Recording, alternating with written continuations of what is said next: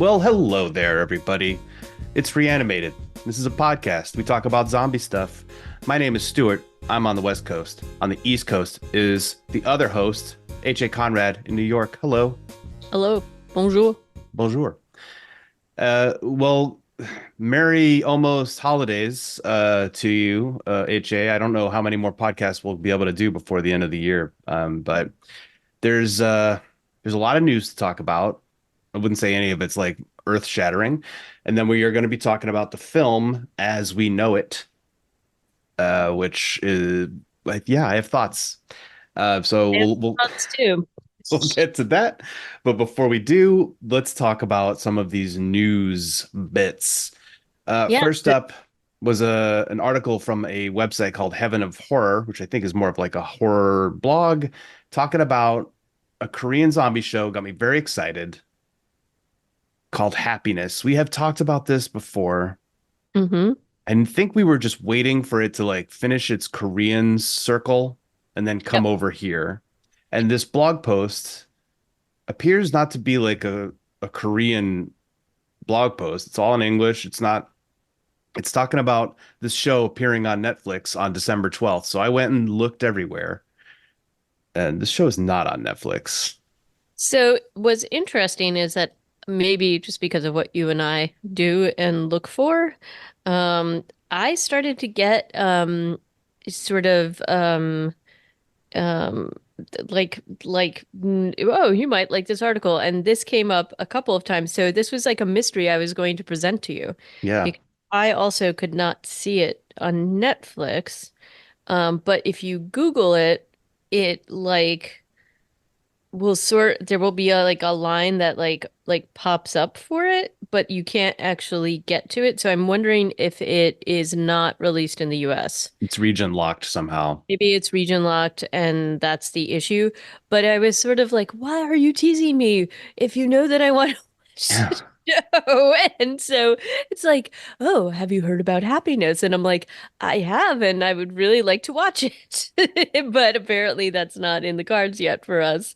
Um, so I It's don't know what the deal is. quite unkind. Yeah. Yeah, it's kind of mean. Yeah, so I think we'll have to figure out this mystery and maybe see. I am like because December 12th has come and gone, so It it sure has. That was was a going week to be ago. up there.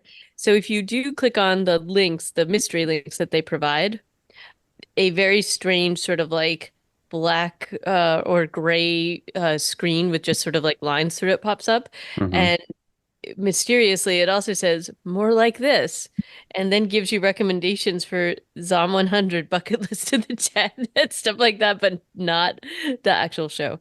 So, So, um, okay, I'm just going to their About Us on Heaven of Horror, and it's a Danish website.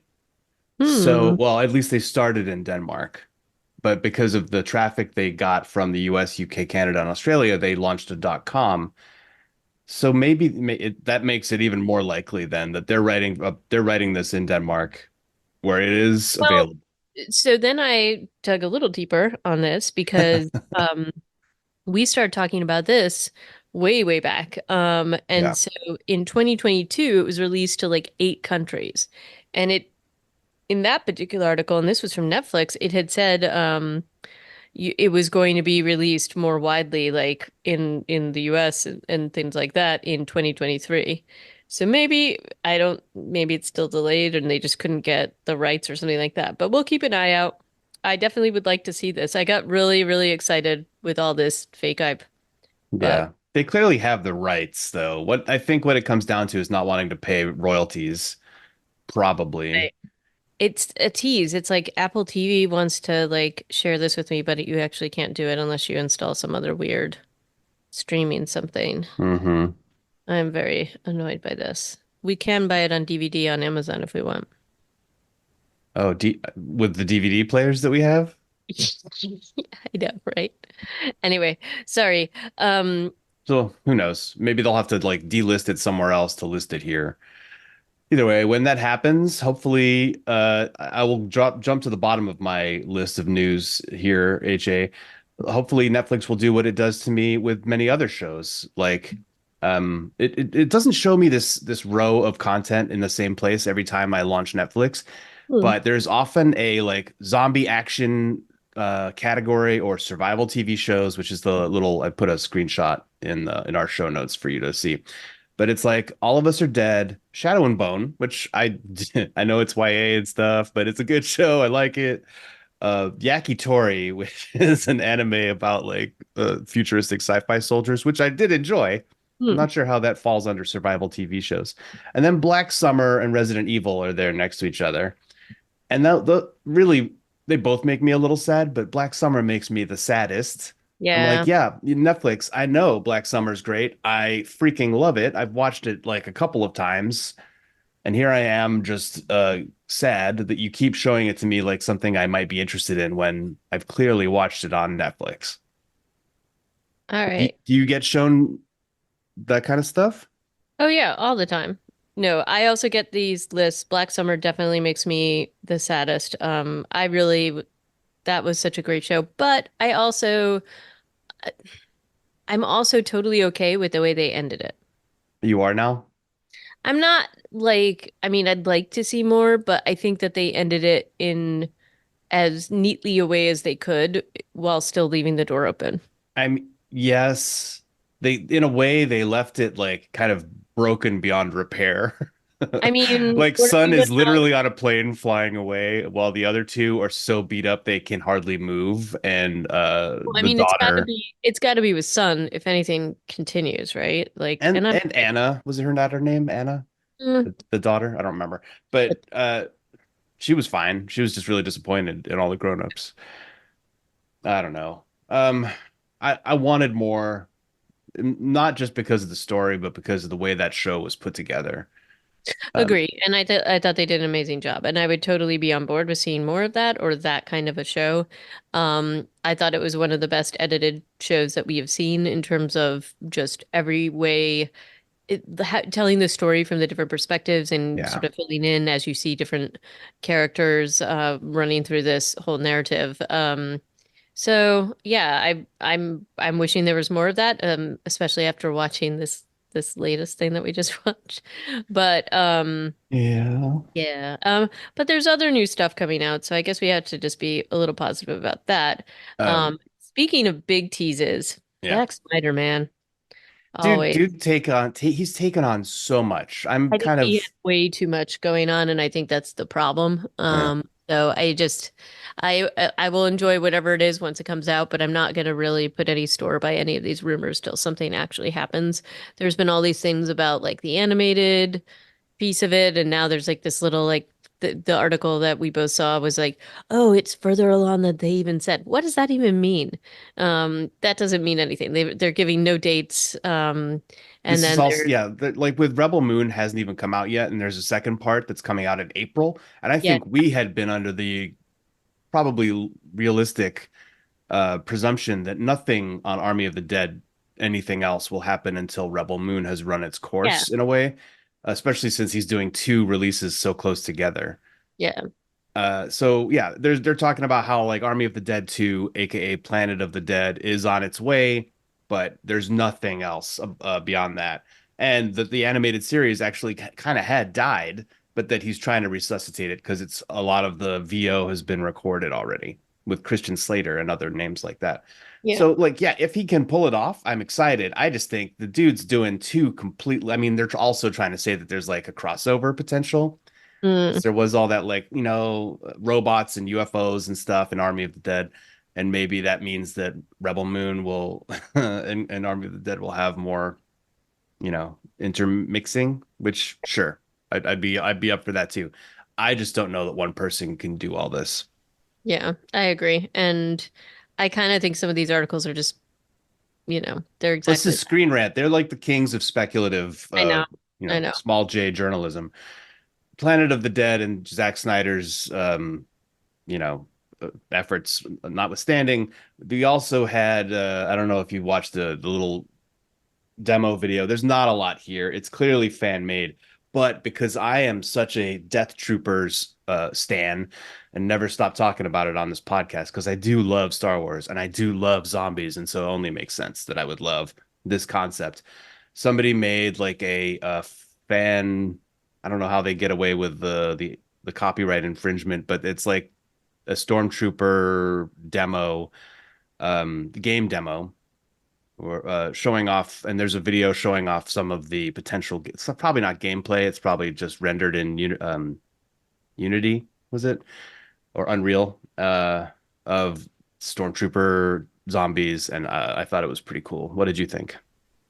I liked it a lot. As you know, I'm not a gamer, but I thought that this was just like a fun thing to watch. So it looks pretty gnarly. And exactly what I kind of thought stormtroopers would look like. Yeah. So that was kind of fun. The sound effects were pretty good. They were okay. Like, yeah, there was some definite like this is not top shelf. This No, is, no, no but studio had any support here. no, but it was fine for what it was. So, It just I hope that somebody notices and is like, oh, people want this, and there are novels about this, and I hope Dave Filoni, because I think he's a secret, not maybe not so secret zombie fan, and mm, apparently he lives in Sonoma County. I did not realize. yeah. Well, Um, Hopefully he'll be like, oh yeah, you know what, we could do something with this. We could make a limited series or whatever, and then I could die happy. Okay.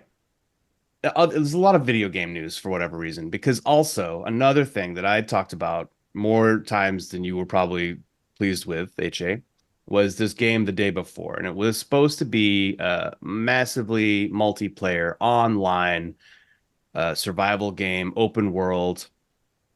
There were some really cool videos. It was at one time the most wishlisted game on Steam, which is um, a massive online retailer for video games. And so that means it had like hundreds of thousands, if not more, people saying, I want this game. I will pay for it when it comes out. And then it had all these development problems where they were releasing videos that were clearly not of gameplay. They were clearly rendered, and people started paying attention to what was missing. They missed some deadlines, then they delisted, then they came back, and they actually launched the game a few weeks ago, maybe a week ago. But it was not the game that they had originally advertised. Now it was a what's it called? Like a scavenging shooter where you're I'm not going to go into what that is, but it's not the game that they advertised. It's more of a Tarkov model for anybody who's familiar with that. And so it got completely panned by the reviews. It also didn't sell very well, and then the entire studio shut down 4 days after they launched the game. With like a, sorry, this didn't meet your expectations. We love making video games. This is a sad day for everybody. And I think it is super sad. And I don't really understand why they went through with this. I feel like they had this like amazing opportunity and it totally fell apart. And I don't imagine that you're going to have a lot of input on this one, Conrad. And I'm sorry no, for I'm just waxing letting you poetic. I'm letting you wax poetic about it, and I appreciate that this is, a So different. it's the end of the chapter, at least. I doubt I'll ever need to talk about this video game ever again. I never got to play it. I'm certainly not going to pay for it since the studio's closed. It'll never get any any further development, no patches or anything like that. So the day before came and went like a muffled wet fart, and that's just sad. The end. All right. I'm sorry. Um, the next up though is this was just kind of interesting, I think, not shocking from just like they don't always release such detailed like watcher data from Netflix. But I don't know if you saw the article. I think it was released this past week, but it was about you know how some shows kind of go off of Netflix and then, depending on the studio or who owns it, they get a little territorial about it and they're like, okay, we're gonna keep this franchise for ourselves. And then they, decide, oh wait, we're making a lot of money from this being on Netflix, and then they'll like let it go back on. And these numbers are kind of insane and not shocking, but in terms of like shows that were bringing in the most number of, like, would you say it's like hours of viewing? Like, like I don't know exactly Yeah, how they, I think that's how they're measuring this. yeah. Um, And, Walking Dead was one of the top shows, and I don't think that that's surprising.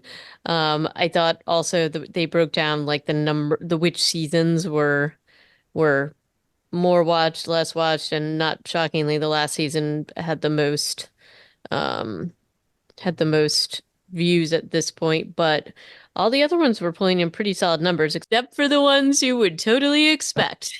Yeah. So, I wanted to hear what you thought about that.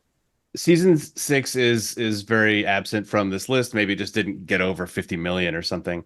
Also, season three is there. Season one isn't there, which is a little odd. Um, yeah, this is kind of where I guess I would expect it to break down, except that season two is up there above five and four. I mean, five and four also were not among my favorites, I think. Four had its moments.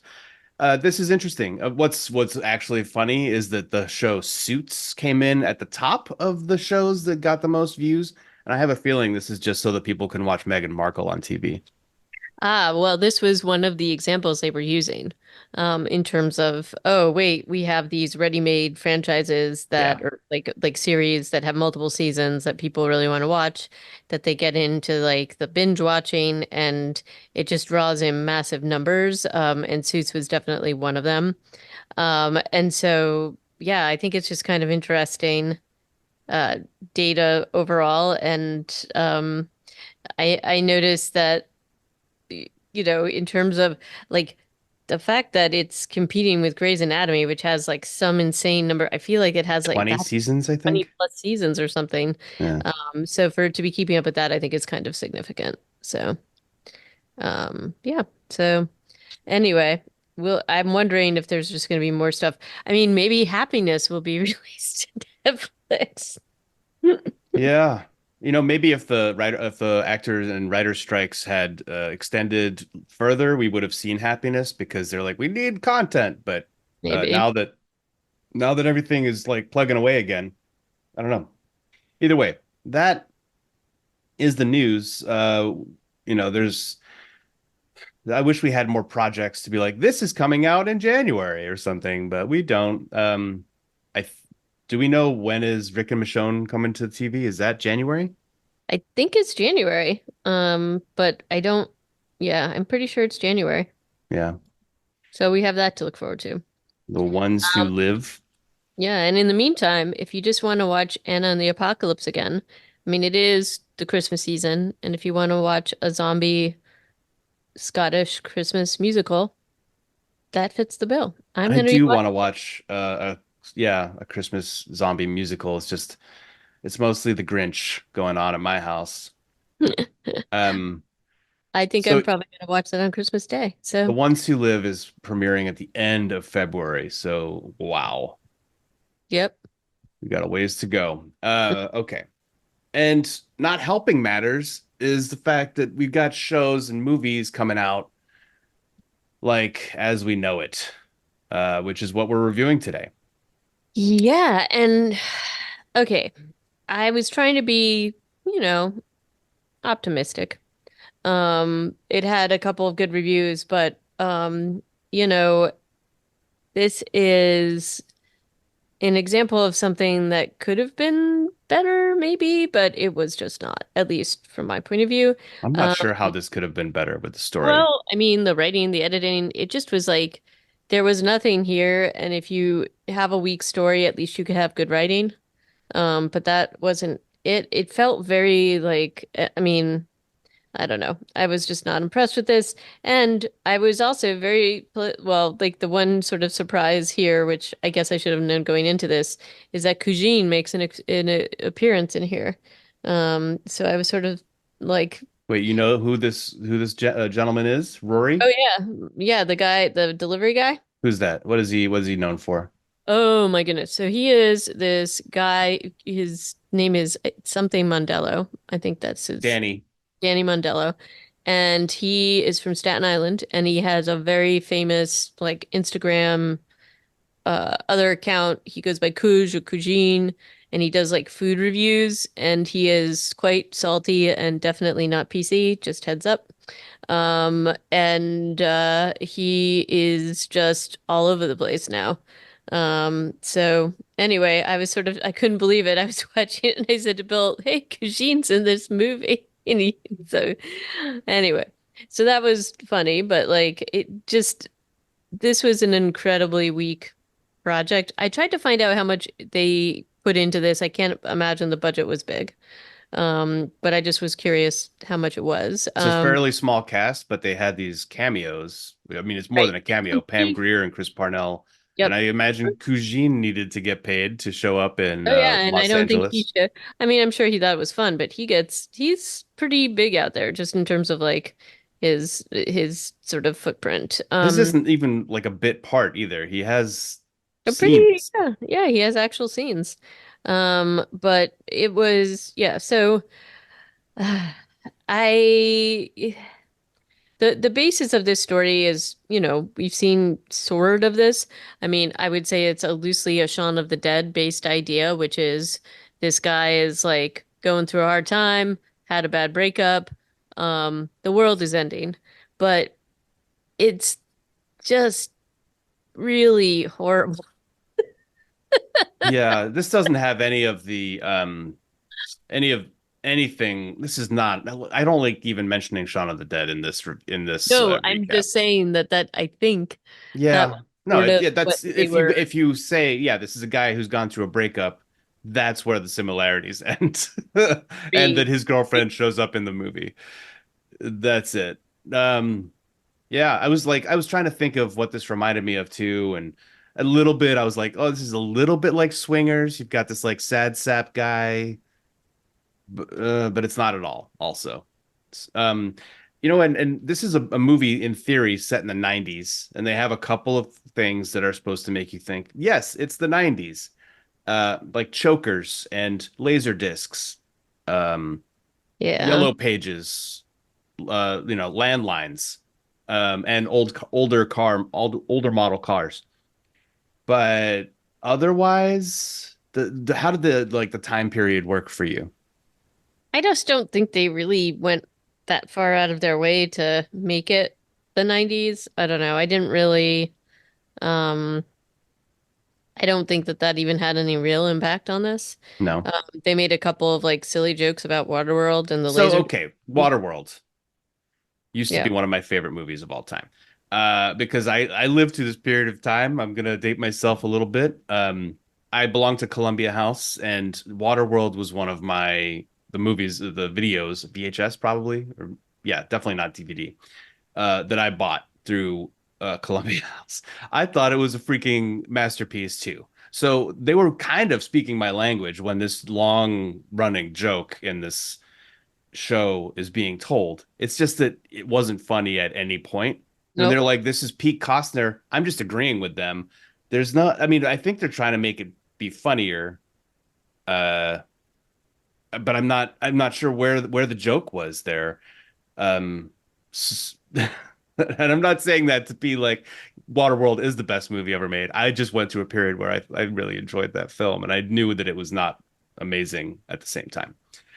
And they're just sitting there watching it on Laserdisc and not and like talking about it while it's on, and then talking about it with other people, and then bringing it back up later, and it just felt like the script needed an editor and maybe a funny person.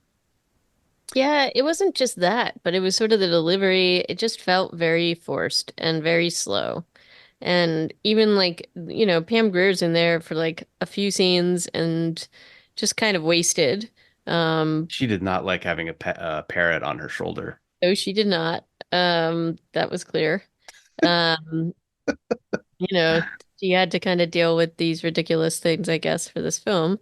Um, but yeah, I guess I just really I wanted this to be so much better than it was, or at least somewhat passable. Because, like, look, we've seen like these little types of projects where maybe they have a shoestring budget, but they still have like a great concept. Or yeah, a Um, good script in the case of the battery.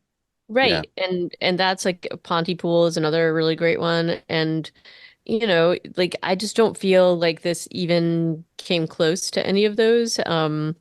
And it made me a little bit sad because it was getting like some weird hype. And again, I tend to try to be optimistic until I'm not, but definitely my expectations totally fell off a cliff. I kept waiting for it to get better, Yeah. and it just never did. And even things that were supposed to be, I guess, funny and like I don't know, like the whole thing about the this particular zombie outbreak being caused by like vegan milk was kind of ridiculous. So I don't know. It Um, didn't. what did you think of the actors playing the trio? James, Emily, and Bruce. Who was your favorite out of those three? I mean, I thought that they were okay. I honestly thought Cugine did the best job out of all of them. I Um, mean, that dude was a little stilted in he everything. was, but he's not an actor. And I said, and I didn't know that going into it. So and you had considering you and had considering like sentimental that, value attached to him showing up in this film. I did not. I was just like, who is this guy? And why is he from New York? and he's brave, and like I don't know. I just thought that considering he's had no acting experience, he pulled it off pretty well. Right. So anyway, that was I'd probably say that the character of Bruce, played by Oliver Cooper, did the most work and maybe had the best writing. But that's not saying much because it was a oh badly written script. But I think he probably he's kind of a Jonah Hill yes, that's type. exactly what he is. So he gets a little bit of traction out of that, but it doesn't get him far enough. And the writing for him, like I said, it's better than some of the others. Like the insipid love story is just by minute 50 in my notes, all I have is I'm bored. Uh, yeah. So they're like they try to get back together, they break up again, and it's just there's nothing interesting there. Like that is not worthwhile for a film. This felt like it felt like a student play that they just happened to bring cameras to. Yeah. Yep. And yeah, sure, there's a zombie storyline here too, but it's not really that impactful. I mean, they're ordering chicken wings in the zombie apocalypse. I guess that's supposed to be a funny joke too. The funniest thing was at the toward the very end when they thought the prairie oysters were curing zombieism and Emily's weird veins clear up and Bruce says to her, "You look amazing, like perfect, so beautiful right now." And James looks to him and because they have this weird love triangle and it's like, "Well, come on." And the delivery was good. That guy James did a fine job, but he was kind of like not interesting enough. But I did think that was like the only funny joke and delivery. Yeah, and Josh Moncars, who's the person who wrote and directed this, had said just sort of in the pre-release like hype or trailers or whatever that the inspiration for this were sci-fi action film, the John Carpenter's sci-fi action film They Live, and then Ferris Bueller's Day Off, and then wanted to combine those. I don't know that I felt that with either of these. I didn't really feel like that fun um goofiness. Like I guess part of what was missing was the fun part of all of this and the comedy part of all of this. I just don't it felt very forced and the script was just incredibly like flat in my opinion. I don't really think that it hit those notes. Like you can either do a much like more sort of schlocky horror camp thing, which I think they were maybe trying to do, but I just think it missed the mark. So I don't know what you thought about it, but I just don't think that it successfully did what I think it was intending to do, or at least according Yeah, to it was intending to do. it clearly did not achieve what it was supposed to achieve. Yeah. And this like real tight, these constraints that were on the film, presumably for budget, where they had this one house and nothing Yeah. else to shoot. That meant that so much of the film's success relied, as we've said over and over again, on the writing, and the writing wasn't there. So they didn't have a good story. They didn't have good dialogue. They had actors who could probably have done okay, but they were like probably not up to the task either, Yeah. unfortunately. So it just like they fell apart because of those things. And that's a bummer, because we've seen it work, like we said, and this one it didn't, and that's a shame. And I'm hoping every time it happens now, I'm like, please, like Hollywood in general, do not look at this film as a testament that the zombie genre is dead, because clearly we've seen recent successes, but now I feel like there's just scales out there, and we have to we need it to be looking better than this is putting out there for sure. Agree. And again, as we've said, there are definite examples of like lower budget horror films that do it well, that just are incredibly, you know, well crafted and use the budget to the hilt of and lean really, really far into that camp element that you can do with zombie films that you can't really do with other genres. And I just feel like to me, this honestly felt like, hey, I have this fun project and I just kind of want my friends to do this. And I don't even know that that's what the case was here. But I just think that if you're going to have that budget constraint where um you have to cut corners with a lot of the things in like every single aspect of the film, um you're gonna need to have everything else be so strong to make up for it. And I also think that, especially with some of the equipment and things that you can get now, there's just a lot more ability to make more with less. And like these cast members, other than Cugine, are all actors that have been in other things that are successful in what they've been in. So I can't really fault the cast. So it's got to be the script and other decisions that were made. Um, and now I'm looking back at like other reviews, and at least three tried to compare it to Shaun of the Dead, which it's like, no, it is not. These were Not like mildly positive reviews. yes. Uh, But I have to feel like they must have been placed. Do you know what I mean? Like they yeah. may have been teasers leading into this, and really trying to lean hard into the fact that this was like a wacky zomedy, which you know how I love that term. Um, so Yeah, or Zomcom. Yeah, so this movie doesn't get there. I will say one other potentially funny joke was when they're talking about Waterworld, and I think it's Bruce says, "Oh, Gene Triplehorn. There's never been a good movie without Gene yeah, Triplehorn," that was kind of funny. which is funny because she was in everything for a while. Like she Right. was in those lawyer movies. What were those things? Who were the like the Rainmaker and those kind of movies? I feel like she was in a lot of movies for She a was in a while. lot of movies for a long And then time. she has not been in a movie. Well, she still is in stuff here and there, but it's much more supporting cast stuff. And when you see her, you're like, "Oh, I remember her." But I think it's part of the amusement for me was that these 20 somethings never seen a laser disc. I mean, I'd never seen it. I saw one laser disc my whole life in an actual home. I don't know how many people actually had laser discs, but Hmm. did you have them around? We didn't have them in my house. I feel like I remember in college there were a few courses where you had to watch like some thing on Laserdisc in the library and you like had to go and check it out and there were little gloves that they gave you to use it. Jeez. I Wow. know. So that was kind of yeah. Um, so Interesting. Well, yeah, the fact that these 20 somethings probably had never like looked at a Yellow Pages, maybe they didn't even know who Gene Triplehorn. Like to me, there was a little bit of meta humor. Yeah. Ultimately, I don't know that I have a whole lot more to say about it. Chris Parnell did okay. He just did that bit that he's kind of famous for, that sort of voice that he does.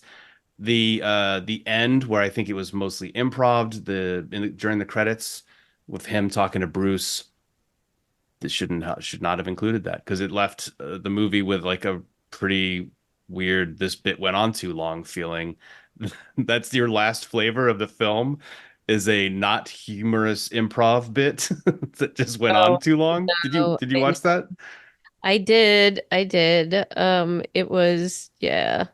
And it just didn't stop. It just kept It going. just kept going. It was like that joke didn't land. Let's just keep on rolling. I'm like, this isn't going to get better. Or if it does, you needed to start then and not include all of. Yeah, it was just it kept going. this like interview between Bruce and Ted from Channel 11. Either way, a lot of missed opportunities.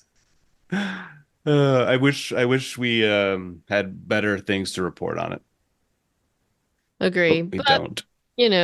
onwards. Well, that's all I have to say about this. Let's hope that there's other good independent film projects coming up of the zombie or horror variety. I'll take non-zombies too. Um, if you would like to let us know what you think, if you disagreed with us, I'd love to hear it. I I I know that sometimes we're not always on the same page, but I have a feeling our listeners will be on the same page as us on this one. But you can reach us at reanimatedpodcast@gmail.com. I'm gonna let Stuart do the Podbean thing because he's better at it. Yeah, we're also on reanimated.podbean.com where you can find all of our episodes there. I was just looking at the reviews on Amazon for this film, which is where I rented it from, and they have one star and one 5-star review so far. So that gives them a 3 out of 5, which I don't know that this film deserves. Nope, agree. Okay. Yeah, so catch us next time on Reanimated. I'm not entirely sure when that's going to be, but we'll let you know and what we're going to be talking about, but it's probably going to be great. So I will bid you adieu and merry holidays. Bye bye. Ciao.